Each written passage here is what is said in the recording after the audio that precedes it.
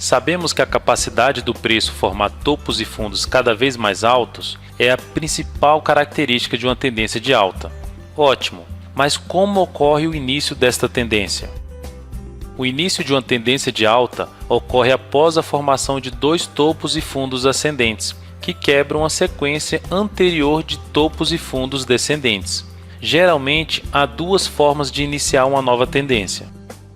Nas duas situações que serão apresentadas, repare que antes há uma tendência de baixa definida através de topos e fundos cada vez mais baixos, conforme destacado na figura. Na primeira situação, após o fundo mais baixo, há um movimento de alta que rompe o topo anterior, quebrando assim a sequência de topos descendentes. A seguir, ocorre um movimento de baixa que para de cair em um nível mais alto que o fundo anterior, estabelecendo assim fundos ascendentes. Após este fundo, um novo movimento de alta do preço rompe o topo anterior, iniciando uma nova tendência de alta através de dois topos e fundos ascendentes. Vamos ao exemplo prático. No gráfico diário da GFSA3 do ponto A ao B, havia uma tendência de baixa bem definida pelos topos e fundos descendentes destacados. A partir do ponto B, houve um movimento de alta que superou a máxima do topo anterior, formando em seguida um topo mais alto. Neste momento, a tendência ficou indefinida, pois quebrou a sequência de topos descendentes. Na sequência, houve a formação de um fundo mais alto do que o fundo anterior. O movimento de alta ocorrido após este fundo ascendente superou a máxima do topo anterior, confirmando a nova tendência de alta. O ponto C destaca o candle que rompeu a máxima do topo anterior e estabeleceu a nova tendência. Um fechamento acima do topo anterior aumenta a importância do rompimento. Neste caso, isto somente ocorreu no candle seguinte, ponto D no gráfico.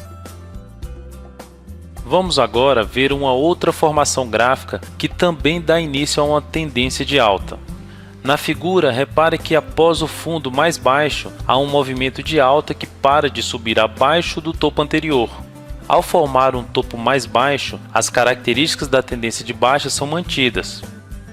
No entanto, em seguida há a formação de um fundo mais alto que o anterior, quebrando a sequência de fundos descendentes. O movimento de alta que ocorre após este fundo rompe a máxima do topo anterior, estabelecendo assim topos e fundos ascendentes e, consequentemente, o início da tendência de alta.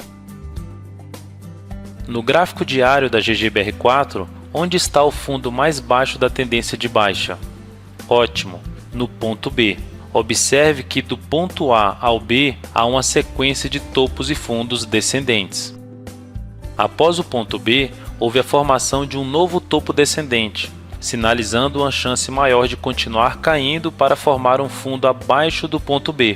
No entanto, houve a formação de um fundo mais alto, ponto C, sinalizando o enfraquecimento da tendência de baixa.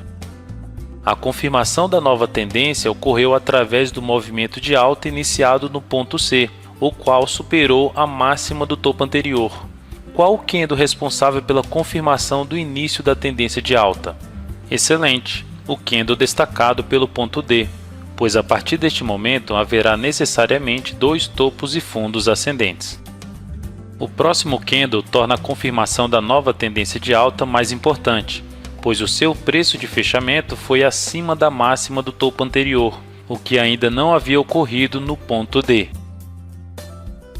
Para fixar melhor este importante princípio da análise técnica, observe nas figuras abaixo as duas formações gráficas que geralmente iniciam a tendência de alta. A principal diferença está na formação do topo logo após o fundo mais baixo da tendência.